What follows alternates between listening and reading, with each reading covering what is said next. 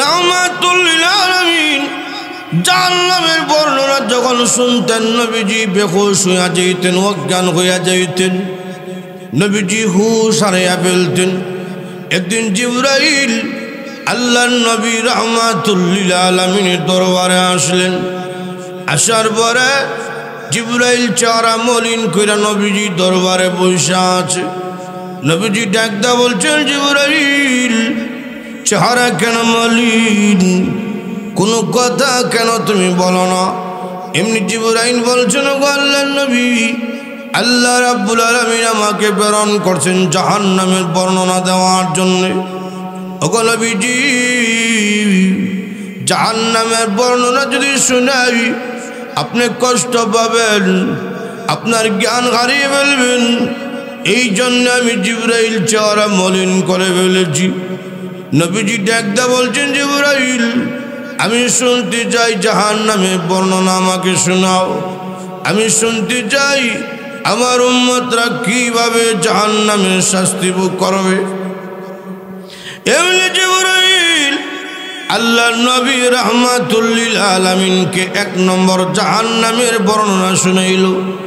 নবীজি কান্না শুরু করে দিছে। 2 নম্বর জাহান্নামের বর্ণনা জিবরাইল শুনাইল। নবীজি কান্না শুরু করে দিছে। 3 নম্বর জাহান্নামের বর্ণনা জিবরাইল শুনাইল। নবীজি কান্না শুরু করে দিছে।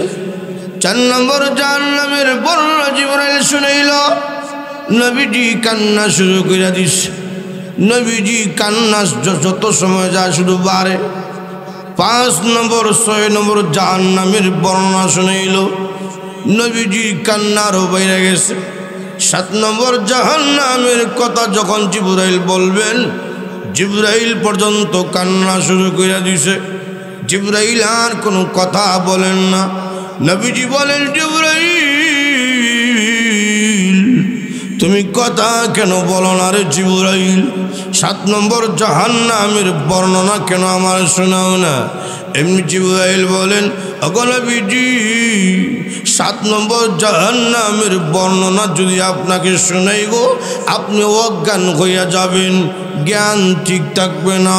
নবীজি বলেন, জিবরাইল আমি শুনতে চাই, যত আমার কষ্ট হোক না কেন আমি শুনতে চাই 7 নম্বর জাহান্নামের বর্ণনা। আমার উম্মত কিভাবে 7 নম্বর জাহান্নামে থাকবে, কিভাবে কষ্ট সহ্য করবে আমি শুনতে চাই। এমনি জিবরাইল 7 নম্বর জাহান্নামের বর্ণনা শুনাইল। আল্লাহর নবী রাহমাতুল লিল আলামিন শোনা মাত্র অজ্ঞান হইয়া মাটির মধ্যে পড়ে গেলেন। জিবরাইল বিদায় নিলেন। জ্ঞান যখন ফিরে এলো, এমনি আল্লাহর নবী রাহমাতুল লিল আলামিন উম্মতি উম্মতি বলে কান্দে। নবীজি খাবার গ্রহণ করেন না, উম্মতি উম্মতি বলে কান্দে। নামাজের সময় যখন হয়, নবীজি মসজিদের মধ্যে যায়, কারোর সাথে কোনো কথাই বলেন না। নামাজ পড়াইয়া হুজরা শরীফের মধ্যে আসিয়া হুজরা শরীফের দরজা বন্ধ করিয়া নবীজি শুধু কান্দেন, আল্লাহুম্মা উম্মতি, আল্লাহুম্মা উম্মতি, আল্লাহুম্মা উম্মতি। ও খোদা, আমার উম্মতকে জাহান্নামের আগুনে জ্বালাইও না। এই দুনিয়াতে একটা মা তার সন্তানকে যেই পরিমাণ ভালোবাসে, তার সাথে কোটি কোটি গুণ বেশি ভালোবাসে নবী তার গুনাহগার উম্মতকে। সুবহানাল্লাহ। 3 দিন হয়ে গেছে রাসূল কাঁদতেছে, কারোর সাথে কোনো কথাই বলেন না, নবী শুধু কাঁদে। 3 দিন পরে হযরত শরীফের সামনে দাঁড়াইলেন আবু বকর সিদ্দিক রাদিয়াল্লাহু আনহু।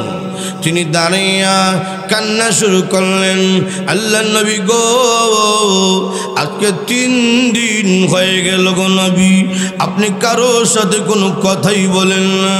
ও নবী বলুন, কোন মুনাফিক কোন ইহুদি আপনারে কষ্ট দিয়েছে, আমি আবু বকর তার বদলা নিব। নবীজি ডাক দেখায়, আগো আয়েশা দরজা খুলল না। আমার আবু বকর যদি আমার ঘরের মধ্যে ঢুকে যায়, আমি আমার গুনাহগার উম্মতের জন্য কাঁদতে পারবো না, কান্নার মাঝখানে সমস্যা হয়ে যাবে। বিদায় নিলেন আবু বকর। দরজার সামনে দাঁড়াইলেন হযরত ওমর রাদিয়াল্লাহু আনহু। দাঁড়াইয়া ডাকদা বলছেন, আগো আল্লাহর নবী, ঘুমাও গিয়া, সময় কাজে লাগাও।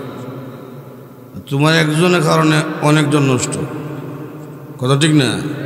ভালো লাগে না বিছনা গরম করে ঘুমাইয়া, এখানে ডিস্টার্ব দিও না। এটা কোরআনের মজলিস, যারা বসেছে জান্নাতের মেহমান, এখানে আমাদের মনোযোগ প্রয়োজন, কথা ঠিক না? খেল তামসা গান বাজনা এখানে মনোযোগ দরকার নাই। কোরআনের মজলিসে উভয়ের মনোযোগ দরকার। এই জন্য মনোযোগের সহকারে আমরা বসতে হবে। রাজা ইনশাআল্লাহ যে আয়াত তেলাওয়াত করেছি, এই আয়াতের মধ্যে আল্লাহ পাক দুইটা শর্তের মাধ্যমে জান্নাতের ঘোষণা করছেন। দুইটা শর্ত, এই দুইটা শর্ত তোমরা পূরণ করতে পারো, মহান আল্লাহ পাকের ঘোষণা, আমি আল্লাহ জান্নাতের নিয়ামত তোমাদেরকে দান করব। আল্লাহ পাক আয়াতে বলছেন, ইন্নাল্লাযীনা আমানু ওয়া আমিলুস সালিহাত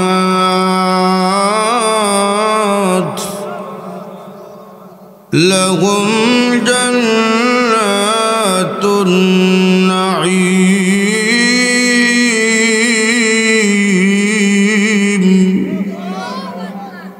আল্লাহ পাক বলেন, নিশ্চয়ই যারা ঈমান আনবে, এটি হলো প্রথম শর্ত, এবং নেক আমল করবে, এটি হলো দ্বিতীয় শর্ত। ঈমান আনবে, নেক আমল করবে, আমি আল্লাহ নিয়ামতে ভরা জান্নাত তাদেরকে দান করব। এখন লক্ষ্য করে দেখেন, ঈমান নাই, সে যদি নবীর বউ হয়, স্ত্রী, জান্নাত নাই। ঈমান নাই, নবীর বাবা, জান্নাত নাই। ঈমান নাই, নবীর মা, জান্নাত নাই। ঈমান নাই, নবীর ছেলে, জান্নাত নাই। পৃথিবীর যে কোনো শক্তিশালী ব্যক্তি হোক, ঈমান যদি না থাকে, তার জন্য জান্নাত হারাম, জান্নাতের নিয়ামত তার জন্য নাই। আর যদি একবারে দুর্বল ব্যক্তি, রিক্সা চালক, একবারে নিম্ন শ্রেণীর মানুষ, কোনো ক্ষমতা নাই, সম্মান নাই, দেখতে দেখা যায়, কিন্তু তার মধ্যে ঈমান আছে, তার মধ্যে ঈমান আছে। রসুল বলেন, ঈমান থাকার কারণে মহান আল্লাহ পাক তাকে নিম্ন 10টা পৃথিবীর সমান একটা জান্নাত দান করবেন। আর শক্তিশালী বেঈমান, তার জন্যে জান্নাত নাই। জান্নাত তো অনেক দূরে, দুনিয়ার আল্লাহর গজব থেকে কাফেররা বাঁচতে পারে না, কথা কোন ঠিক কিনা? নূহ পয়গম্বরের জমানায় বন্যা এসে গজবের পানি, আকাশ থেকে বৃষ্টি পড়ে, জমিন থেকে বৃষ্টির পানি উঠে, জমিন থেকেও পানি উঠে, আকাশ থেকেও পানি পড়ে, গজবের পানি।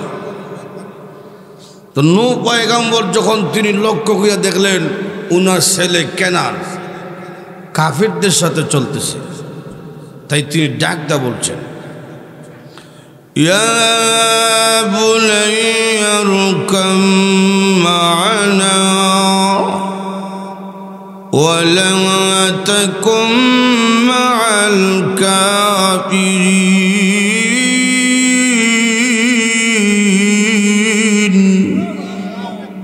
হে আমার আদরের ছেলে, তুই কাফেরদের সাথে কেনে নৌকাতায়? তখন ছেলে ডাক দেখায়, قال سآوي إلى جبل يعصمني من الماء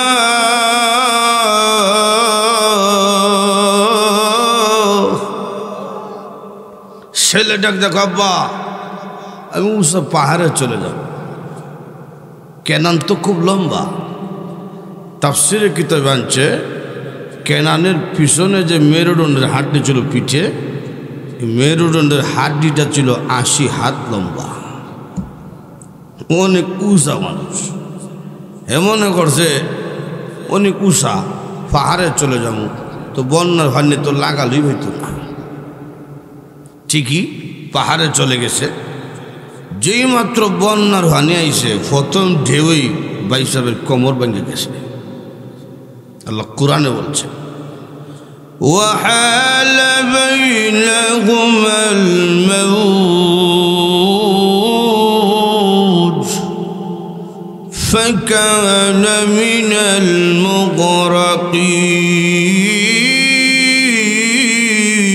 المغرقين প্রথম ঢেউই তার কোমর ভেঙে গেছে। গজবের পানি থেকে সে বাঁচতে পারল না। তখন নূহ পয়গম্বর ডাক দেখায়, আল্লাহ তুমি না আমাকে বলছো আমার পরিবার কাউকে তুমি গজব দিয়ে ধ্বংস করবে না, ছেলে তো আমার পরিবারের সদস্য। আয় আল্লাহ আমার ছেলেরা যে গজব দিয়ে মারতাছ। আল্লাহ ডাক দেখায়, কালা ইয়া নূহ ইন্নাহু লাইসা মিন আহলিক। হে নূহ তুমি মনে করেছ ছেলে মেয়ে নাতিভতি এগুলো মনে হয় মুমিনের পরিবার না। ছেলে যদি কাফের হয় মুমিনের পরিবার হতে পারে না, মেয়ে যদি কাফের হয় মুমিনের পরিবার হতে পারে না, বাবা যদি কাফের হয় মুমিনের পরিবার হতে পারে না, মা যদি কাফের হয় মুমিনের পরিবার হতে পারে না। তাই আমিও বলি কোন নাস্তিক আর মুরতাদ মুসলমানদের নেতা নেত্রী হতে পারে না। নূহ পয়গম্বরের ছেলে কেনান নবীর ছেলে, গজব থেকে বাঁচতে পারছে। একটু জুড়ে কন। আর তাফসীরের কিতাবে আনছেন সূরা হুদের ব্যাখ্যায় তাফসীরে মারিফুল কুরআনে, ওই জমানে একজন বৃদ্ধ মহিলা ছিল। বৃদ্ধ মহিলা কইছে, ও নূহ পয়গম্বর শুনছি বন্যাইব, আমি দূরটা হরতাম না, আমি বৃদ্ধ মহিলা, আমার একটু নৌকায় উঠে নিয়েন। সুবহানাল্লাহ জোরে কন। তাফসীরের কিতাবের মধ্যে উল্লেখ করা হয়েছে হঠাৎ করে বন্যা চলে এলো। নূহ পয়গম্বর বৃদ্ধ মহিলার কথা বলে গেলেন। 40 দিন পর্যন্ত এই জমিনের 40 দিন পর্যন্ত এই জমিনে বন্যা রয়েছে। পৃথিবীর সবচেয়ে উঁচা যে পাহাড়, সেই পাহাড়ের মধ্যে 80 হাত পানি হয়েছে। সুবহানাল্লাহ। হঠাৎ করে নূহ নবী 40 দিন পরে হঠাৎ করে ওনার স্মরণ হয়েছে বৃদ্ধ মহিলার কথা। আরে মহিলা তো আমাকে বলছিল নৌকার মধ্যে আনার জন্য, ভুলে গেলাম। জানি না বৃদ্ধ মহিলা জীবিত আছে কিনা।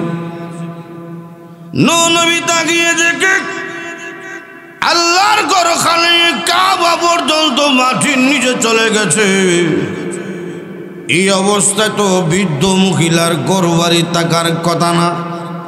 হেঁটে হেঁটে যায়। হেঁটে হেঁটে যাওয়ার সময় লক্ষ্য করে দেখলেন চতুর্দিকে কোনো বাড়ি নাই, কোনো ঘর নাই, গাছ বৃক্ষ তরলতা কিছু নাই। কিন্তু সামনে দেখা যায় একটা ভাঙ্গা ঘরের মতন একটা ঘর এখনো দেখা যায়। আর এই ঘরটা বুড়ির। ডাক দেখায়, বুড়ি মা ঘর চললি গো।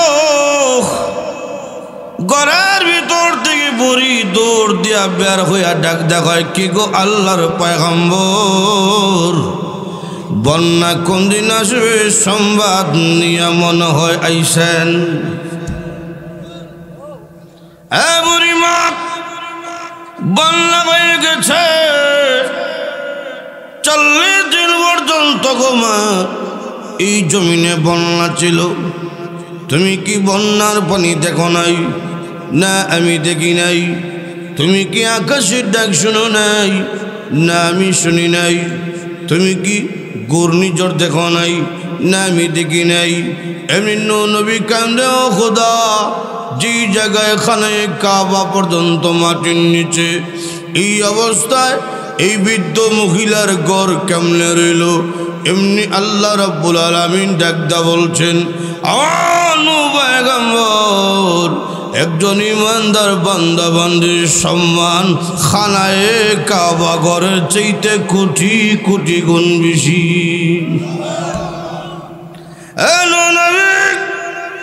বিপদের সময়, মুসিবতের সময় তুমি তোমার উম্মতের কথা ভুলে যেতে পারো, কিন্তু আমি রহমান, আমি রহিম, আমার বান্দির কথা একটা মুহূর্তের জন্য বলি নাই। ভিখারি, গরিব, ঈমান ছিল, আল্লাহ হেফাজত করছে। সুবহানাল্লাহ জোরে বল। আর নবীর ছেলে ঈমান নাই, গজব তাকে আক্রমণ করেছে, ধ্বংস করছে। কথা কোন ঠিক কিনা? এই জন্য আল্লাহ বলছেন, ইন্নাল্লাযীনা আমানু ওয়া আমিলুস সালিহাত লাহুম জান্নাতুন নাঈম।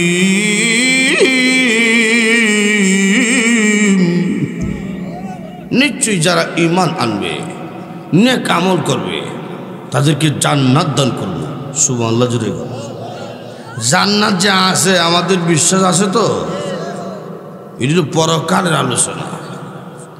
এই দুনিয়ার জমিনে অনেক শিক্ষিত মানুষ আছে, নাস্তিক, মুরতাদ, এরা মূর্খ না, অনেক বড় বড় শিক্ষিত, কিন্তু কইব আখিরাত নাই, হাসর নাই, মিজান নাই, জান্নাত নাই, জাহান্নাম নাই।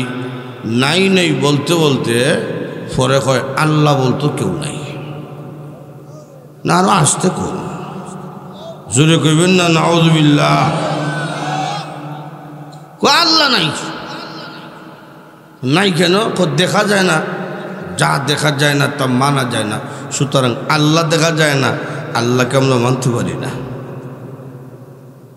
দেখা যায় না অনেক জিনিস আছে, এর উপরও মানতে হয়। আপনাদের ভিতরে প্রাণ আসেনি? আসেনি? দেখছেননি? এক প্রফেসর ছাত্রদের সামনে বক্তব্য দেয়, এই ছাত্ররা, তোমরা আগামী দিনের কেউ কেউ ডক্টর হবে, কেউ কেউ ইঞ্জিনিয়ার হবে, ব্যারিস্টার হবে, তবে শোনো, মোল্লা মৌলবীদের কথায় কান দিবে না। মোল্লারা কয় আল্লাহ আছে, আল্লাহ আছে, দেখা যায় না কেন? সুতরাং যা দেখা যায় না তা মানা যায় না। আল্লাহ দেখা যায় না, আল্লাহকে কেউ মানবে না। যদি কর নাউযুবিল্লাহ। সামনে ছিল একটা মুসলমানের সন্তান, সে লাভ দিয়ে দাঁড়াইছে, দাঁড়ায় কয়, স্যার আপনি জিন্দা না মুর্দা? তুই দেখোস না আমি যে দাঁড়াই দিয়েছি, আমি জিন্দা। বুঝতাম কেমন জিন্দা, যে কয় আমার ভিতরে প্রাণ আছে, এই জন্য আমি জিন্দা। আপনার ভিতরে প্রাণকে আপনি কোনোদিন দেখছেননি? ও না, দেখছি না। আপনিও দেখছেন না, আমরাও দেখছি না। আপনার ভিতরে প্রাণটাকে বের কইরা টেবিলের উপরে রাখেন, দেখার পরে বিশ্বাস করবো আপনি যে জিন্দা। জাগা মতন লাগাল হয়েছে না, এটা দেখানো সম্ভব না, এটা বুঝা নিতে হয়। ভিতরে প্রাণ আছে, এই জন্য আমি দাঁড়িয়ে আছি। ভিতরে প্রাণ আছে, এই জন্য আমার হাত চলে, আমার পা চলে। তখন মুসলমানের সন্তানও ডাক দেখো, ঠিক তেমনি ভাবে দুনিয়ার চর্ম চুকে আমার আল্লাহ দেখা সম্ভব না। আল্লাহর সৃষ্টি নিদর্শন দেখে বুঝে নিতে হয় আল্লাহ আছেন, এই জন্য বিশাল আকাশ দাঁড়িয়ে আছে। আল্লাহ আছে, এই জন্য বিশাল পৃথিবী চলতেছে। কথা কোন ঠিক না? আমরা মুমিন, আল্লাহকে যেইভাবে না দেখে বিশ্বাস করছি, জান্নাত জাহান্নাম না দেখে বিশ্বাস করছি, এর নাম হইল মুমিন। কথা কোন ঠিক কিনা? লক্ষ্য করে দেখেন, আল্লাহ পাক বলছেন ঈমান এবং আমল, এই দুই শর্ত জন্য পূরণ করতে পারো, আমি আল্লাহ তোমাদেরকে জান্নাতের নিয়ামত দান করব। কি নিয়ামত? বের আমার লক্ষ্য করে দেখুন, আল্লাহ নবী রাহমাতুল লিল আলামিন বলেছেন, এ আমার উম্মতরা শোনো, যদি ঈমান থাকে, নিম্নেও মহান আল্লাহ রাব্বুল আলামিন 10টা পৃথিবী সমান একটা বাড়ি দান করব। সেই বাড়ির ইট থাকবো স্বর্ণের ইট। লক্ষ্য করে দেখুন, ছোট্ট বাড়িওয়ালাকে মহান আল্লাহ রাব্বুল আলামিন স্ত্রী দান করব নিম্ন 71 জন বউ। জান্নাতুল ফেরদাউসের মধ্যে যারা যাইব এদের বউয়ের সংখ্যা থাকবে 25,000 বউ। হুজুর এত বউদা কিতা করতাম? একদিন ময়মনসিংহে মুক্ত কাছে বেটা কয় এত বউরে সামলামিও কেমনেছে। প্রত্যেক পুরুষের চাহিদা বেশি বউ হইত, প্রত্যেক পুরুষের অলি হোক গাউস হোক সবার চাহিদা বেশি বউ হইত। মাসে মাসে পারি না, বছর বছর দিয়ে হঠাৎ বিয়া করতে পারতাম তাহলে ভালোই আছে। আর ইসলাম বলছে, কোরআন বলছে যদি সামর্থ্য থাকে 60টা স্ত্রী একসাথে রাখতে পারো, ইনসাফ যদি করতে পারো। কিন্তু আমরা সমাজের অবস্থা খারাপ, কোনো হুজুরেও যদি 2 নম্বর বিয়া করে পাবলিক তখন সমালোচনা করে, মূল্য ইয়া খামটা করলো কিন্তু কথা কোন ঠিক কিনা? আল্লাহ রাব্বুল আলামিন বলেন এটা আমি বুঝি, এই জন্য জান্নাতের মধ্যে নিম্ন 71 জন বউ দান করব। এরা দেখতে কেমন হবে শুনিয়া লও, কি পরিমাণ সুন্দর হবে। নবীজি বলেন সারা শরীরের সৌন্দর্যের কথা বাদ দাও, একটা আঙ্গুলের বয়ান শুনো। নবীজি বলেন আকাশ ছিদ্র করে যদি একটা আঙ্গুল, মহান আল্লাহ পাক আকাশ ছিদ্র করে, হুরপুরির একটা আঙ্গুল যদি দুনিয়ার দিকে জ্বলিয়ে দেয় তাহলে সূর্য লাগবে না, চন্দ্র লাগবে না, একটা আঙ্গুলের সৌন্দর্যে গোটা পৃথিবী আলোকিত হয়ে যাবে। কি সুন্দর বউ দিছে, বউয়ে হাসি দিলে কেমন লাগবো। দুনিয়ার জমিনে কোনো বেড়ার বউর দাঁত যদি উঁচা থাকে, বউয়ে হাসি দিলে তুই বিজলি মারিস না, তোরা জানে হাসি চায়। আল্লাহ নবী রাহমাতুল লিল আলামিন বলেন হুর বুরির হাসি কেমন হবে শুনিয়া লও। একদিন আল্লাহ রাব্বুল আলামিন জিবরাইলকে পাঠাইছেন জান্নাতের নিয়ামত দেখার জন্য। এমনি জিবরাইল জান্নাতের মধ্যে প্রবেশ করেছেন নিয়ামত দেখার জন্য। নিয়ামত দেখে দেখে যখন বের হবে, বের হওয়ার সময় তাকে দেখে হঠাৎ করে জান্নাত আলোকিত হয়ে গেছে। যেই মাত্র জান্নাত আলোকিত হয়ে গেল, এমনি জিবরাইল বলেন আমি মনে করলাম মনে হয় মহান আল্লাহ রাব্বুল আলামিনের তাজাল্লি প্রকাশ পাইছে। আমি আল্লাহর তাজাল্লি মনে করে সেজদার মধ্যে পড়ে গেলাম। যেই মাত্র সেজদার মধ্যে আমি পড়লাম, এমনি শুনি একটা মহিলার কণ্ঠের আওয়াজ শোনা যায়, ও জিবরাইল এটা আল্লাহর তাজাল্লি নয়, আমি হুরপুরি আপনাকে দেখিয়ে মুস্কি হাসি দিয়েছিলাম, আমার দাঁত বেরোয়েছি, দাঁতের সৌন্দর্যে গোটা জান্নাত আলোকিত হয়ে গেছে। কি নিয়ামত! ও মানুষ, দুনিয়ার নারী হইয়া এই নারীর পিছনে দৌড়াদৌড়ি করে ঈমান আমল নষ্ট করিও না, অশ্লীলতার পিছনে দিও না, জান্নাত অপেক্ষা আছে। কথা কোন ঠিক কিনা? দুনিয়া কি আছে, দুনিয়া কি আছে, দুনিয়া কিচ্ছু নাই। কথা কোন ঠিক কিনা? আল্লাহ কুরআনে বলছেন কুল মাতাউদ দুনিয়া কলিল।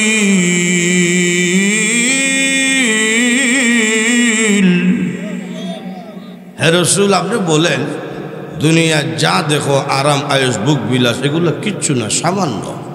কথা কোন ঠিক কিনা? এই ভোলা বান, এই তোমরা কথা বলো কেন? লক্ষ্য করে দেখেন, জান্নাতের স্ত্রী পাইবেন উন্নত, জান্নাতের কোনো কাজ নাই, কর্ম নাই, ব্যবসা নাই, বাণিজ্য নাই, কোনো কষ্ট নাই, শুধু খাইবেন, বুক বিলাস করবেন, আরাম আয়েশ করবেন।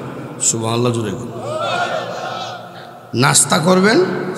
রসুল বলেন মুমিন যখন নাস্তা করবে নাস্তার সময় তার সামনে ৭০,০০০ প্রকারের নাস্তার আইটেম আসবে। সুবহানাল্লাহ কইবেন কেমনে?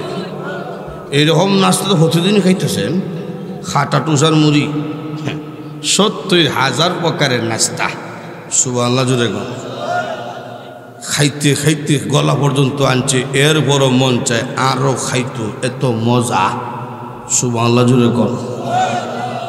জান্নাতের মধ্যে গরুর গোস্ত আছে, খাসি গোস্ত আছে, হরিণের গোস্ত আছে। এটা দুনিয়ার গরু না, এটা জান্নাতের। এক পিস মুখে দিবেন তো এক মজা, দ্বিতীয় পিস মুখে দিবেন তখন দেখা যাবে ৭০ গুণ বেশি মজা। সুবহানাল্লাহ জোরে গো। সব আছে জান্নাতে, সব আছে। একদিন এক বেটাকে হুজুর জান্নাতে গেলে বিড়ি হইব ঘুমইতেই তো না, না খাইলে। এই ফসা জিনিসের কথা জান্নাতে গেলে স্মরণ হইতো না, আর না হইলে যা চাইবেন সব পাইবেন। সুবহানাল্লাহ জোরে গো। জান্নাতের মধ্যে নাচও আছে, গানও আছে। সুবহানাল্লাহ জোরে গো। আমরা যারা যাত্রা গানে গেছি না, অশ্লীলতা দেখছি না, দেখার কি তো মন চায় না? আপনাদের নাচ হইতে পারে, আমার চায়। তো আমরা যারা গেছি না, দেখছি না, আমরা কি আশা হুরুন তুইব না? আল্লাহ কয় তোমাদেরকে হুর পরি নাচ দেখামো, গান শুনাইমো। জুড়ে করুন সুবহানাল্লাহ। এটা দুনিয়ার গান না, দুনিয়ার হইল গান, ফসা গান, ফসা কথা কোন ঠিক কিনা? দুনিয়ার গান ফসা যায়। একসময় শুনছি হাটে ঘাটে দোকানপাটও গান শুনে দিত, বন্ধু আমার বাড়ির সামনে দিয়ে বউ লুয়ে হাঁটতে যায়, বুকটা আমার হাঁটতে যায়। এখন এই গানের মজা নাই, ফসা গেছে। কথা কোন ঠিক কিনা? এরপরে শুনলাম চাইলাম যারে হইলাম না তারে, এখন এটাও নাই। এরপরে শুনলাম ফতিরাতে জায়গা থেকে তোমার আসায়, এখন এটাও নাই। এরপরে শুনলাম খোলজাবির থেকে তেলাম তোরে, এখন এটাও নাই। এরপরে শুনলাম মধু হই হই বিষ খাওয়াই না, এখন এটাও নাই। গত বছর গেছে খাসা বাদাম, যেদিকে যাই খালি খাসা বাদাম, কিন্তু এটাও ফুসা গেছে, মজা থাকে না। আর রসুল বলছেন জান্নাতের হুরপুরি যখন গান শুনাইব লক্ষ লক্ষ বছর চলে যাইব, শুধু শুনতেই মন চায়। জি জি আইতেছে, খালি শুনতেই মন চাইব। সুবহানাল্লাহ জোরে গো। জান্নাতে গান শুনবেন হুরপুরি কণ্ঠে। মেশকাত শরীফে হাদিসে রসুল বয়ান করছে, নাহনুল খালিদাতু ফালা নাবিদু ونحن النائمات فلا نبعث ونحن الرازيات فلا نسخط طوبى لمن كان لنا وكنا له। হুরপুরিরা নাচ দিবার গান গাইব, হুরপুরিরা নাচবে, পায়ের মধ্যে নুপুর থাকবে, নুপুর থেকে ৭০,০০০ প্রকারের ব্যান্ডের বাজনা আসবে। সুবহানাল্লাহ জোরে গো।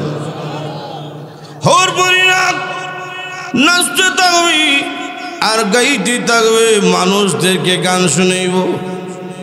আর ডাক দেয়া বলবে আমরা কোনো দিন মরতাম না, সব সময় ১৬ বছরের যুবতী থাকমু, কোনো দিন বিদ্যা হইতাম না, সম্রাট ঢিল হইত না, দাঁত কোনো দিন ভরত না, সব সময় আমরা তোমাদের প্রতি খুশি থাকমু। তোমাদের মতন সুন্দর স্বামী পাইয়া আমাদের জীবন ধন্য, আমাদের মতন সুন্দর বউ হইয়া তোমাদের জীবন ধন্য, আমাদের মতন সুন্দর জামাই মানি। জান্নাতে গেলে তো এই খালা থাকতাম না, হেট মোড়াও থাকতো না।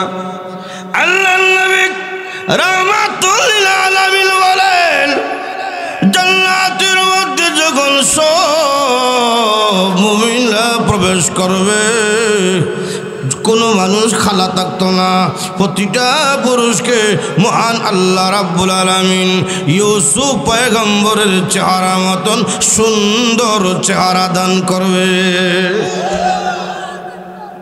কণ্ঠের আওয়াজ দিব দাউদ পয়গম্বরের মতন, এবং চরিত্র দেওয়া হবে রহমাতুল লিল আলামিনের মতো। আর দেহ বডিটা 120 হাত অথবা 60 হাত লম্বা। আদম পয়গম্বর দেহ 60 হাত, আর বুকে যে ফাঁস এটা 7.5 হাত। সুবহানাল্লাহ জুড়ে গো। এত মোটা এত লম্বা কেন? জান্নাত তো ছোট বলতে কিছু নাই, তো 10টা পৃথিবীর সমান একটা বাড়ি বেড়া। আর জান্নাত তো ছোট কিছু নাই। জান্নাতের একটা বড়ই থাকবে 12 মণ ওজনের বড়ই। এখন আপেল কত বড়? এটা তো 24 মণ হইব। তো এখন লক্ষ্য করে দেখেন, একটা বড় যদি 12 মণ ওজনের বড় যদি আমার এই 3.5 হাত বডির মধ্যে পড়ে, ফরা মাত্র আমি বড়তা। কথা ঠিক না? এই জন্যে 60 হাত লম্বা, 7.5 হাত ফাঁস। সুবহানাল্লাহ জুড়ে গো। আমার লক্ষ্য করে দেখুন, জান্নাতের নিয়ামত আল্লাহ রাব্বুল আলামিন দান করবে অসংখ্য গণিত নিয়ামত। জান্নাতের কোনো কষ্ট নাই, জান্নাতের মধ্যে কোনো অভাব নাই, জান্নাতের মধ্যে কোনো দুঃখ নাই, জান্নাতের মধ্যে কোনো কষ্ট নাই, কোনো টেনশন নাই। জান্নাতের মধ্যে যত নিয়ামত আছে, প্রতিটা নিয়ামত কোনোদিন শেষ হবে না। সব নিয়ামতের মধ্যে সবচেয়ে বড় নিয়ামত হলো নিয়ামতে কুবরা। নিয়ামতে কুবরা হইল মহান আল্লাহ রাব্বুল আলামিনের দিদার লাভ করা। সুবহানাল্লাহ। এই বাড়ি আছে জান্নাতের, এটার মধ্যে তো মজা হইতো না। হুরপুরি আছে, এত মজা হইতো না আল্লাহকে দেখার মধ্যে যে মজা। সুবহানাল্লাহ জুড়ে গো। দেখুন, জান্নাতের মধ্যে সব মানুষরা যখন জান্নাতের মধ্যে প্রবেশ করে ফেলেছে, সব ইমানদার জান্নাতের মধ্যে এখন প্রবেশ করে ফেলেছে। দারুস সালাম নামক জান্নাতে আল্লাহ রাব্বুল আলামিন সবাইকে অনুষ্ঠানের দাওয়াত দিবেন। জান্নাতীরা আসো, আমি আল্লাহর অনুষ্ঠানের মধ্যে আসো। আজকে আমি আল্লাহ তোমাদের সাথে সাক্ষাৎ লাভ করো। আল্লাহকে দেখার ইচ্ছা আসেনি? আল্লাহ কুরআনে বলছে, তাহিয়াতুহুম ইয়াওমা ইয়ালকাউনাহু সালাম।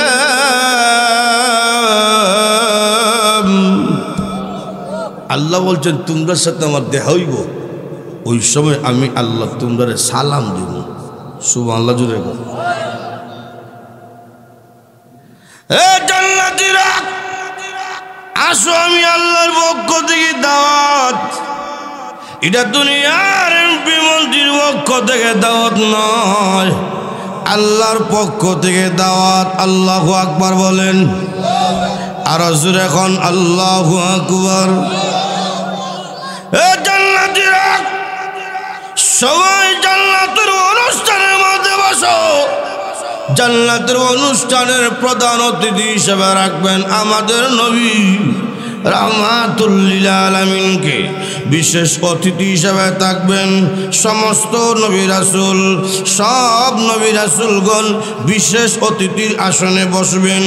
রাহমাতুল লিল আলামিন প্রধান অতিথির আসনে বসবেন। জান্নাতের অনুষ্ঠানের মধ্যে সভাপতি হবেন মহান আল্লাহ নিজে। আল্লাহ রাব্বুল আলামিন ডাক দিয়া বলবেন, ও চান শুরু করলাম কোরআন তেলাওয়াতের মাধ্যমে। ও দাউদ পয়গম্বর, তোমার না কণ্ঠ দিয়েছিলাম, বড় সুন্দর কণ্ঠ, তেলাওয়াত করো তুমি। এমনি দাউদ পয়গম্বর একটা কণ্ঠ দিয়ে তেলাওয়াত করবেন। কণ্ঠ হলো একটা, কিন্তু ওনার জবান দিয়া 70 প্রকারের আওয়াজ সেদিন বের হবে। আল্লাহ এত মজার আওয়াজ। আল্লাহ কয় আরো মজা আছে। সুবহানাল্লাহ জুড়ে গো। এমনি আল্লাহ বলবেন, ও রাহমাতুল লিল আলামিন, আপনি ছিলেন দুনিয়ার মধ্যে প্রধান, জান্নাতের অনুষ্ঠানের মধ্যে প্রধান। সুবহানাল্লাহ। প্রধান অতিথি আমার জান্নাতের মেহমানদের মধ্যে আপনি তেলাওয়াত করুন কোরআন। নবী যখন তেলাওয়াত করবে তখন জান্নাতের মানুষরা বলবে, প্রভু গো, আমরা দাউদ নবীর কণ্ঠ শুনিয়া মনে করেছিলাম মনে হয় ইয়ার চাইতে আর মধুমাখা কণ্ঠ কারো নাই। এখন রাহমাতুল লিল আলামিনের কণ্ঠের আওয়াজ শুনিয়া বুঝতে পারলাম দাউদ পয়গম্বরের কণ্ঠের চাইতে শ্রেষ্ঠ নবীর কণ্ঠ কোটি কোটি গুণ বেশি সুন্দর শোনা যায়। আল্লাহ এর চাইতে মনে আর মজা নাই। আল্লাহ কয় আসে। সুবহানাল্লাহ জুড়ে কর। দাউদ নবীর কণ্ঠ এটা আমি আল্লাহ দান করছি, রাহমাতুল লিল আলামিনের কণ্ঠ এটা আমি আল্লাহ দান করছি। এখন আমি আল্লাহ আমার বান্দা বান্দিকে নিজে তেলাওয়াত করে শোনাইব। অবস্থাটা কি হইতে পারে? রসুল বলেন আল্লাহ যখন তেলাওয়াত করবে মুমিনের সামনে আয়া বসে, মুমিনরা দেখতেছে 14 তারিখের পূর্ণিমার চাঁদ আকাশের মধ্যে যখন উদয় হয় তখন দেখবেন এই আপনারা যারা আসেন তো আপনার তাকায় দেখছেন আপনাদের বাড়ির সুজাও ঘুরে চাঁদ দেখা যায়, ঠিক না? ও কেন্দুয়ার মধ্যে যারা আসে তারাও দেখতেছে তার বাড়ির উহরে দেখা যায়, যারা নান যায় হেও দেখতেছে তার উহরে। রসুল বলেন ঠিক তেমনিভাবে 14 তারিখের পূর্ণিমার চাঁদ যেইভাবে দেখতে কোনো মানুষের কোনো সমস্যা হয় না, জান্নাতের মধ্যেও মুমিন যখন তার রবকে দেখবে দেখতে কোনো প্রকারের সমস্যা হবে না। সবই মনে করবে আমার রব আমার সামনে বসে আছে। সুবহানাল্লাহ জুড়ে কোন। আল্লাহ পাক তেলাওয়াত করবেন কোরআন। আনার রহমানু আল্লামাল কুরআন খালাকাল ইনসান।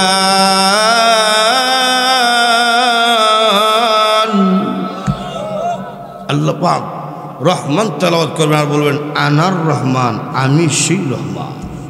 আমরা তো বলি আর রহমান, আল্লাহ তখন বলবেন আনার রহমান, আমি সেই রহমান। জান্নাতের মধ্যে মহান আল্লাহ পাক যখন মহান আল্লাহ পাকের দিদার যখন গোলাম বান্দা বান্দি দেখব তখন বলবে জান্নাতের সব আরাম আয়েশের মধ্য থেকে আমার মাওলার দিদার দেখা সবচেয়ে বেশি মজা।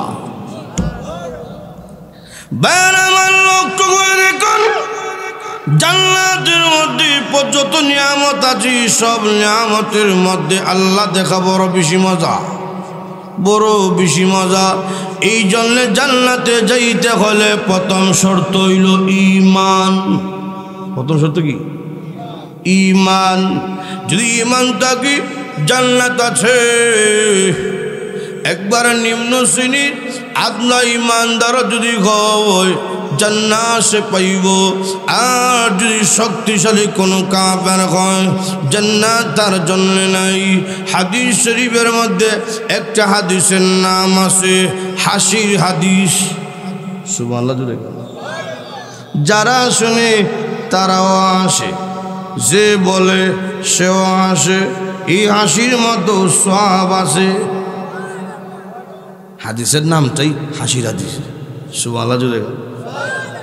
আল্লাহ বলেন একবারে সর্বশেষে যে ব্যক্তি জান্নাতে যাবে সেই ব্যক্তি জাহান্নাম থেকে মুক্তি কেমনে পাইব?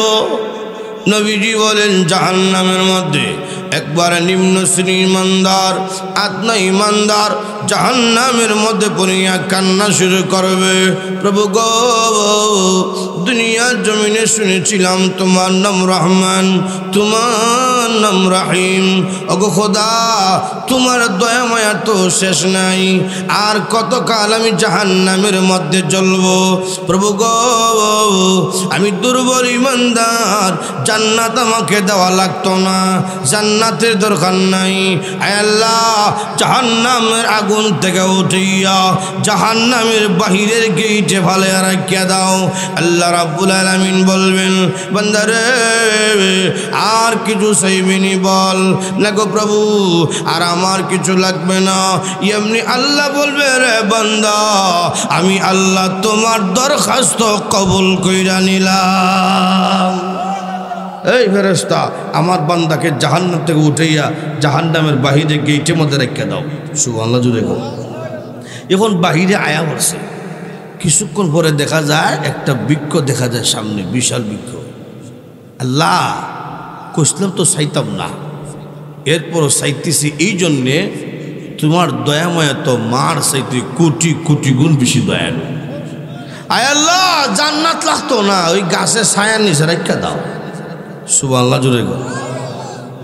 আল্লাহ ডাক দেখো, ঠিক আছে এই ফেরেশতারা আমার বান্দাকে জান্নাতের ওই যে সামনে একটা গাছ দেখা যায়, গাছের ছায়ার নিচে তোমরা রেখা দাও।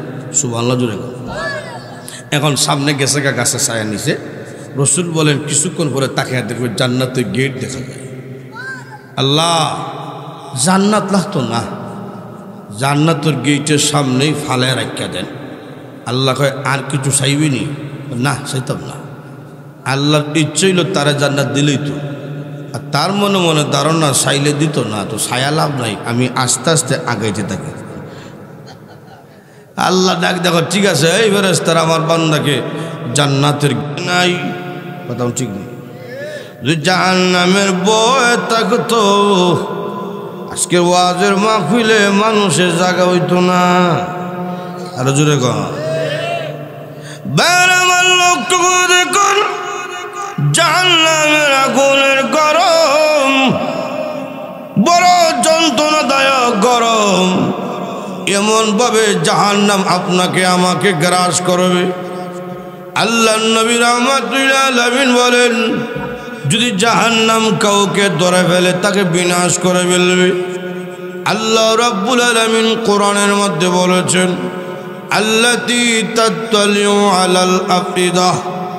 জাহান্নাম যখন মানুষকে জ্বালাবি, জ্বালাইতে জ্বালাইতে চামড়া জ্বালাইব, হাড্ডি জ্বালাইব, এরপরে কলিজা পর্যন্ত জ্বালাইয়া ফেলবে।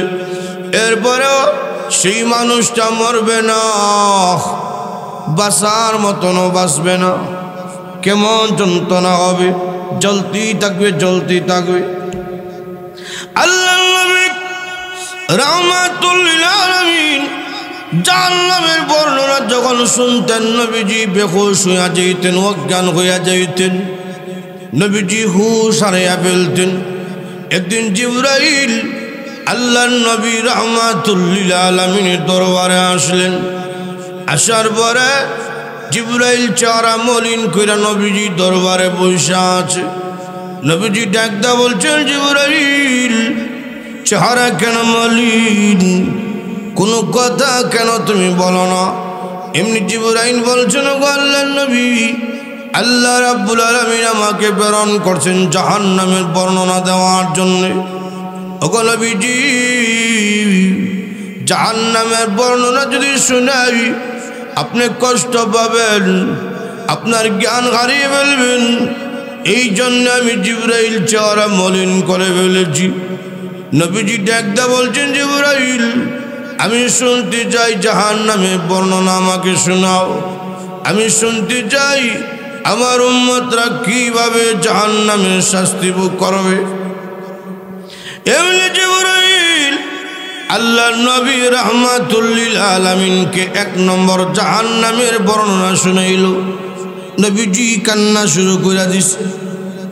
2 নম্বর জাহান্নামের বর্ণনা জিবরাইল শুনাইল, নবীজি কান্না শুরু করে দিছে। 3 নম্বর জাহান্নামের বর্ণনা জিবরাইল শুনাইল, নবীজি কান্না শুরু করে দিছে। 4 নম্বর জাহান্নামের বর্ণনা জিবরাইল শুনাইল, নবীজি কান্না শুরু করে দিছে। নবীজি কান্না যত সময় যায় শুধু বাড়ে। 5 নম্বর 6 নম্বর জাহান্নামের বর্ণনা শুনাইল, নবীজি কান্নারও বাইরে গেছে। 7 নম্বর জাহান্নামের কথা যখন জিবরাইল বলবেন, জিবরাইল পর্যন্ত কান্না শুরু করে দিছে। জিবরাইল আর কোনো কথা বলেন না। নবীজি বলেন, জিবরাইল তুমি কথা কেন বলো না রে জিবরাইল? 7 নম্বর জাহান্নামের বর্ণনা কেন আমার শোনাও না? এমনি জিবরাইল বলেন, ওগো নবীজি 7 নম্বর জাহান্নামের বর্ণনা যদি আপনাকে শোনাই গো আপনি অজ্ঞান হইয়া যাবেন, জ্ঞান ঠিক থাকবে না। নবীজি বলেন জিবরাইল আমি শুনতে চাই, যত আমার কষ্ট হোক না কেন আমি শুনতে চাই 7 নম্বর জাহান্নামের বর্ণনা। আমার উম্মত কিভাবে 7 নম্বর জাহান্নামে থাকবে, কিভাবে কষ্ট সহ্য করবে আমি শুনতে চাই। এমনি জিবরাইল 7 নম্বর জাহান্নামের বর্ণনা শুনাইল। আল্লাহ নবী রাহমাতুল লিল আলামিন শুনা মাত্র অজ্ঞান হইয়া মাটির মধ্যে পড়ে গেলেন। জিবরাইল বিদায় নিলেন। জ্ঞান যখন ফিরে এলো এমনি আল্লাহর নবী রাহমাতুল লিল আলামিন উম্মতি উম্মতি বলে কান্দে। নবীজি খাবার গ্রহণ করেন না, উম্মতি উম্মতি বলে কান্দে। নামাজের সময় যখন হয় নবীজি মসজিদের মধ্যে যায়, কারোর সাথে কোনো কথাই বলেন না। নামাজ পড়াইয়া হুজরা শরীফের মধ্যে আসিয়া হুজরা শরীফের দরজা বন্ধ করিয়া নবীজি শুধু কান্দেন, আল্লাহুম্মা উম্মতি আল্লাহুম্মা উম্মতি আল্লাহুম্মা উম্মতি। ও খোদা আমার উম্মতকে জাহান্নামের আগুনে জ্বালায়ো না। এই দুনিয়াতে একটা মা তার সন্তানকে যেই পরিমাণ ভালোবাসে তার সাথে কোটি কোটি গুণ বেশি ভালোবাসে নবী তার গুনাহগার উম্মতকে। সুবহানাল্লাহ। 3 দিন হয়ে গেছে রাসূল কাঁদতেছে, কারোর সাথে কোনো কথাই বলেন না, নবী শুধু কাঁদে। 3 দিন পরে হযরত শরীফের সামনে দাঁড়াইলেন আবু বকর সিদ্দিক রাদিয়াল্লাহু আনহু। তিনি দাঁড়াইয়া কান্না শুরু করলেন, আল্লাহ নবী গো আজকে 3 দিন হয়ে গেল গো নবী, আপনি কারোর সাথে কোনো কথাই বলেন না। ও নবী বলুন কোন মুনাফিক কোন ইহুদি আপনারে কষ্ট দিয়েছে, আমি আবু বকর তার বদলা নিব। নবীজি ডাক দেখায়, আগো আয়েশা দরজা খুলল না। আমার আবু বকর যদি আমার ঘরের মধ্যে ঢুকে যায় আমি আমার গুনাহগার উম্মতের জন্য কাঁদতে পারবো না, কান্নার মাঝখানে সমস্যা হয়ে যাবে। বিদায় নিলেন আবু বকর। দরজার সামনে দাঁড়াইলেন হযরত ওমর রাদিয়াল্লাহু আনহু। দাঁড়াইয়া ডাকদা বলছেন, আল্লাহর নবী আমি আমার তুই এখনো জিন্দা আছি, বলুন মদিনার কোন মুনাফিক আপনারে কষ্ট দিছে? আপনি কারোর সাথে কোনো কথাই বলেন না, শুধু আপনি কান্দেন, চোখের পানি ছেড়ে ছেড়ে আপনি কান্দেন। দরজা খুলুন গো, আমি জানতে চাই কেন আপনি কান্দেন। নবীজি ডাকদা বলছেন, আগো আয়েশা দরজা খুলল না, আমার উমর যদি ঘরে ঢুকে গো আমি আমার উম্মতের জন্য কাঁদতে পারবো না, কান্দার মাঝখানে সমস্যা হয়ে যাবে। জোরে কন্যা সুবহানাল্লাহ। বিদায় নিলেন আমার, দাঁড়াইলেন সালমান ফারসি, তিনিও বিদায় নিলেন। দাঁড়াইলেন আলী, তিনিও বিদায় নিলেন। ৫ম নম্বরে দাঁড়াইলেন নবীজির কলিজার টুকরা মেয়ে ফাতেমা রাদিয়াল্লাহু আনহা। তিনি দাঁড়াইয়া ডাকদা বলছেন, আব্বা গো কি হইল গো আব্বাজান, আজকে 3 দিন হয়ে গেল, একটাবার আমি ফাতেমার কথা ভাবলেন না, হাসান হুসেনের কথা চিন্তা করলেন না। হ্যাঁ আব্বাজান কি হয়েছে, আপনি কেন কাঁদলেন? দরজা খুলুন, দরজা খুলুন, আমি জানতে চাই কান্নার কারণ। নবীজি ডাকদা বলছেন, আয়েশা দরজা খুলল না, যদি আমার ফাতেমা ঘরে ঢুকে যায় আমি আমার উম্মতের জন্য কাঁদতে পারবো না গো, কান্দার মাঝখানে সমস্যা হয়ে যাবে। এমনি ফাতেমা ডাকদা বলছেন, আব্বা গো আপনি কি মনে করেছেন আমি আবু বকর, আমি ওমর, আমি সালমান, আমি ওসমান, আমি আলী? না, আমি হইলাম আপনার কলিজার টুকরা মেয়ে ফাতেমা।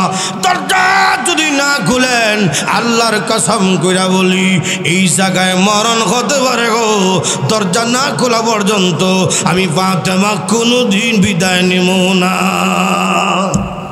রসুল ডাক দেখো আয়েশা সকলকে ফিরিয়ে দেওয়া সম্ভব, আমার মা ফাতেমাকে ফিরিয়ে দেওয়া সম্ভব না, দরজা খুলে দাও। আম্মা জান আয়েশা রাদিয়াল্লাহু আনহা দরজা খুলে দিয়েছেন।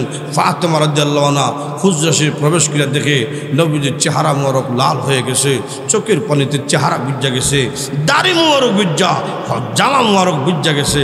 শুধু নবীজি কান্দে আল্লাহুম্মা উম্মতি আল্লাহুম্মা উম্মতি। ফাতেমা রাদিয়াল্লাহু আনহা ডাক দেখো আব্বা আল্লাহ পাক কি বলছেন আপনাকে, জাহান্নামের কোনো আয়াত নাযিল হয়েছে নাকি? তখন নবীজি ডাক দেখো ফাতেমা জিবরাইল 3 দিন আগে আমাকে জাহান্নামের বর্ণনা শুনাইছে। ও মা, জাহান্নামের বর্ণনা শোনার পর আমি নবী তো আর ঠিক থাকতে পারি না, আমার উম্মতরা কিভাবে জাহান্নামে চলবে সেই চিন্তায় আমি নবীজি আজকে 3 রাত 3 দিন ধরে কাঁদতেছি। জুড়ে কর সুবহানাল্লাহ। জাহান্নামের আযাব সহ্য করার মতো না। জাহান্নামে কি পরিমাণ আগুন আছে, রসুল বলেন জাহান্নামের আগুন থেকে যদি কোনো ব্যক্তিকে উঠাইয়া দুনিয়ার আগুনে নিক্ষেপ করে দেয়, তখন চিৎকার দেওয়া বলবে এই তোমরা আমার ডিস্টার্ব দিও না, এতদিন পরে আরামের একটা বিছনা পাইছে, একটু সময় ঘুমাইয়া যায়। চিন্তা করছেন নি? চিন্তা করছেন কি অবস্থা? ভাইরা আমার, জাহান্নাম থেকে মুক্তি হইলে কোরআন সুন্নাহ দরকার, বেজাল মুক্ত ঈমান দরকার। কথা কোন ঠিক কিনা? বেজাল মুক্ত আমল দরকার। এই মাদ্রাসাগুলা বেজাল মুক্ত ঈমান শিক্ষা দেয়, এই মাদ্রাসাগুলা বেজাল মুক্ত আমল তৈরি করে দেয়। কথা কোন ঠিক কিনা? এই মাদ্রাসাগুলা দিন দিন উন্নতি হইতো, এটা আমরা চাই কি চাই না? বেশি লম্বা বাজ না, রাত বেশি হয়ে গেছে, আবার প্রচণ্ড ঠান্ডা। লক্ষ্য করে দেখেন, এই মাদ্রাসার দিন দিন উন্নতি হইতো, এটা আমরা চাই কি চাই না? তাই প্রত্যেকের আওলাদ নিজের ছেলেকে মাদ্রাসা ভর্তি করবেন, মাদ্রাসা শিক্ষা দিবেন। আপনার ছেলেকে ডাক্তার বানান, ইসলাম নিষেধ করে নাই। ব্যারিস্টার বানান, ইসলাম নিষেধ করে নাই। ইঞ্জিনিয়ার বানান, ইসলাম নিষেধ করে নাই। কিন্তু মুসলমানের সন্তানের সর্বপ্রথম যে শিক্ষা, এই শিক্ষার নাম হলো কোরআন শিক্ষা। কথা কোন ঠিক কিনা? এই কেউ উঠবেন না, এখন মুনাজাত করবো। আমি তো বললাম লম্বা বাস করতাম না। বসেন, কেউ উঠছেন না। এই যে মাদ্রাসা, অনেক পুরাতন মাদ্রাসা, ঠিক না? 38তম বার্ষিক ইসলামী মহাসম্মেলন, অর্থাৎ 38 বছর হয়ে গেছে মাদ্রাসা। আলহামদুলিল্লাহ জুড়ে কোন। এবং শুনলাম মাদ্রাসার অনেক আলহামদুলিল্লাহ আয় আসে। এখন সকলেই এই যে পুরাতন মাদ্রাসা 38 বছর হয়ে গেছে, এখনো বিল্ডিং হয় নাই। আগামী বছর ওয়াজ আসার আগে আগে বিল্ডিং হতো, এটা আমরা চাই কি চাই না? সুন্দর একটা প্রতিষ্ঠান হইতো, চাই কি চাই না? আরো যখন চাই কি চাই না? নারে তাকবীর! চাইতে হইলে সকলের সহযোগিতা দরকার, সকলের শ্রম দরকার, সকলের পরামর্শ দরকার। সকলে মিলে মাদ্রাসা কিভাবে উন্নতি করা যায়, কিভাবে শিক্ষার যে একটা ধারা কিভাবে উন্নতি করা যায়, পরিবেশ কিভাবে সুন্দর করা যায়, সেই চিন্তা থাকতে হবে সকলের। কথা কোন ঠিক কিনা? যদি সেই চিন্তা আমাদের থাকে, তাহলে আমরা হয়ে যাবে কোরআনওয়ালা। আর কোরআনওয়ালা যখন হয়ে যাব, সেই কোরআন আমাদেরকে জান্নাত পর্যন্ত পৌঁছে আনবে। আরো জোরে বলি সুবহানাল্লাহ। একটা ছেলেকে আলেম বানাবেন, হাফেজ বানাবেন, রাজি আছি ইনশাআল্লাহ? সবাই হাত উঠান, সবাই হাত উঠান, সবাই যারা বিয়া করছেন না তারাও উঠান, সবাই হাত উঠান। আল্লাহ প্রত্যেককে হাফেজ আলেমের বাবা হিসেবে কবুল করেন। জোরে কোন আমিন, আরো জোরে কোন আমিন। এই সংক্ষিপ্ত সময়ে সংক্ষিপ্ত আলোচনা করলাম। আল্লাহ পাক আমাদের প্রত্যেককে কবুল করুক, আমিন। ওয়া আখিরু দাওয়ানা আলহামদুলিল্লাহি রাব্বিল আলামিন। হুজুর আর কি কথা বলবো? শেষ না? দুরূদ শরীফ পড়ি। আল্লাহুম্মা সাল্লি আলা সাইয়্যিদিনা ওয়া মাওলানা মুহাম্মদ ওয়া আলা আলিহি ওয়া আসহাবিহি ওয়া সাল্লাম। আলহামদুলিল্লাহ। ربنا ظلمنا أنفسنا وإن لم تغفر لنا وترحمنا لنكونن من الخاسرين. ربنا اغفر لنا ولوالدينا رب ارحمهما كما ربياني صغيرا. رب ارحمهما كما ربياني صغيرا رب العالمين এই মজলিসের মধ্যে আমি সবচেয়ে বড় গুনাহগার আল্লাহ যার হাত কানা পছন্দ লাগে ওই হাতকে উসিলা করে আমাদের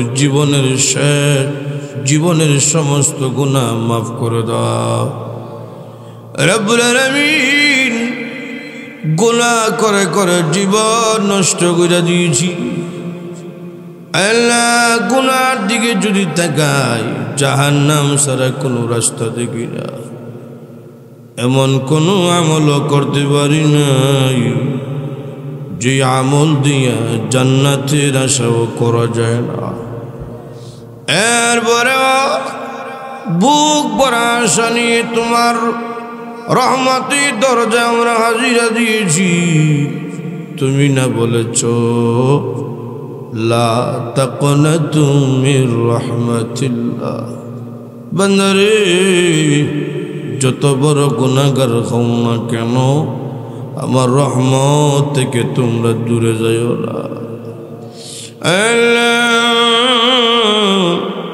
বুক ভরা আশা নিয়ে তোমার রহমতের দরজা হাজিরা দিয়েছি আমাদেরকে মাফ করিয়া তোমার রহমতের কোলের মধ্যে উঠাইয়া না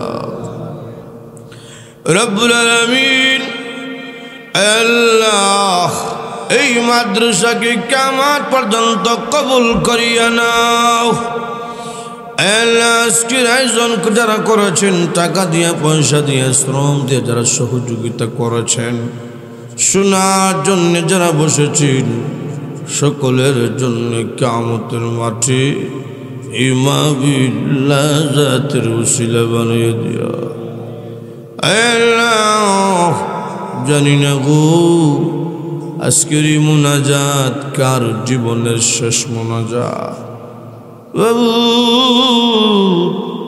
জানি না আজকের এই রাত কার জীবনের শেষ রাত আল্লাহ জানি না আগামীকাল সূর্যের আলো দেখার মতন হায়াত পাবো কিনা কি নিয়ে কবরে যাবো কোনো আমল নাই আল্লাহ দুনিয়া জমিনে একটা মশা মাছির কামড় সহ্য করতে পারি না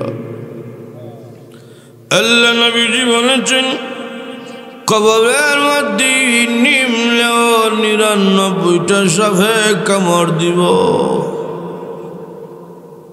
আল্লাহ দুনিয়া জমিনে একটা বেতের আঘাত সহ্য করতে পারি না আল্লাহ নবীজি বলেছেন কবরের মাটি যখন চাপ দিবে শরীরের হাড্ডিগুলা ভেঙে দিবে আল্লাহ যে কঠিন সময়ে আমাদের লাশ কবরে রেখে দেওয়া হবে গো ওই মুহূর্তে কবরকে জান্নাতের বাগান বানিয়ে দিও রব্বুল আলামিন আমরা যারা হাত বাড়াইলাম অনেকের মা নাই বাবা নেই আল্লাহ মা বাবার কথা ভুলতে পারি না কত রাত গেল আমি আমার মাকে ঘুমাইতে দেই শীতের রাত্রে মার কাছে ঘুমাইছি পেশাব পায়খানা কইরা দিছি মা রাগ করছে না শুকনা কাপড় দিয়ে আমাকে বুকের সাথে জড়াইয়া ধরছে এই আদরের মাকে নিজের হাতে মাটির বিছানা কবরের মধ্যে রেখে দিছে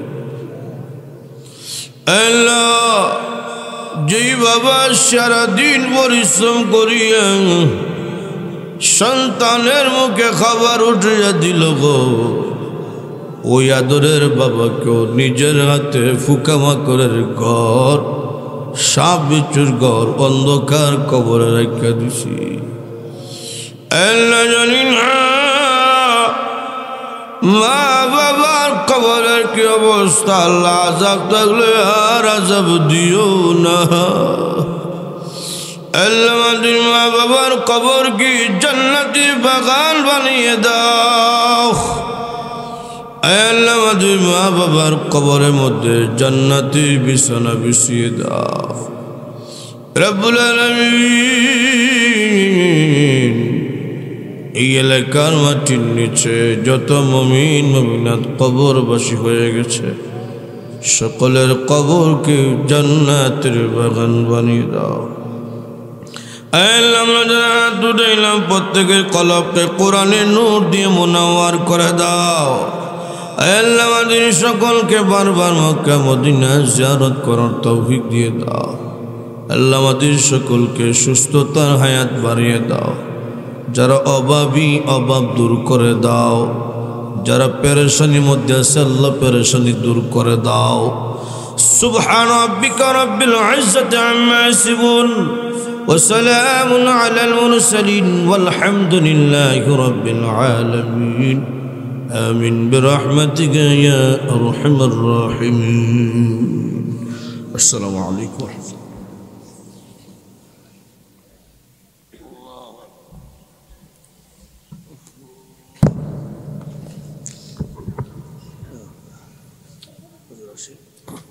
Down.